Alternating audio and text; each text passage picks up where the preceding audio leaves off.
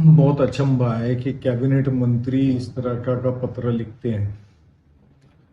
मैं आपको एक मिसाल देना चाहता हूं कि डिंपल मेहता के संदर्भ में हाईकोर्ट में दीपक बागरी ने एक पिटीशन डाली है, जिसमें 2 कॉन्स्टिट्यूंसी में उनका नाम है और पब्लिक रिप्रेजेंटेटिव एक्ट के तहत उन पे एफआईआर दाखिल होनी चाहिए।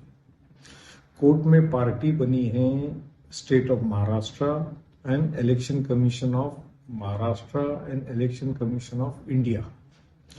पहली तारीख में कोर्ट ने स्टेट इलेक्शन कमीशन को कहा अपना डिटेल रिप्लाई फाइल करो कि 2 असेंबली सेगमेंट में नाम कैसे रजिस्टर किया।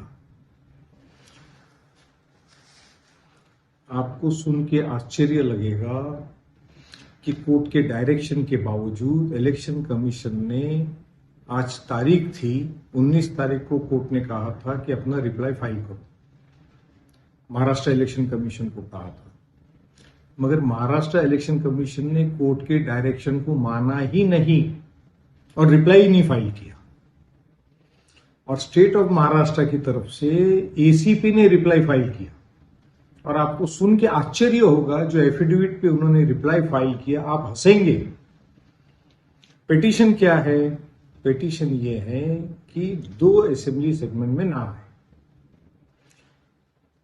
एसीपी ने on behalf of state of Maharashtra affidavit क्या फाइल किया कि हमने 145, 146 ओला माजीवड़े इलेक्शन ऑफिसर से बात किया, उन्होंने उनका एक असेंबली सेगमेंट से नाम अभी डिलीट कर दिया।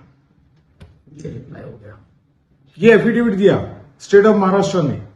और इलेक्शन कमीशन तो कोर्ट के आदेश को ही नहीं मान रहा, रिप्लाई ही फाइल नहीं किया।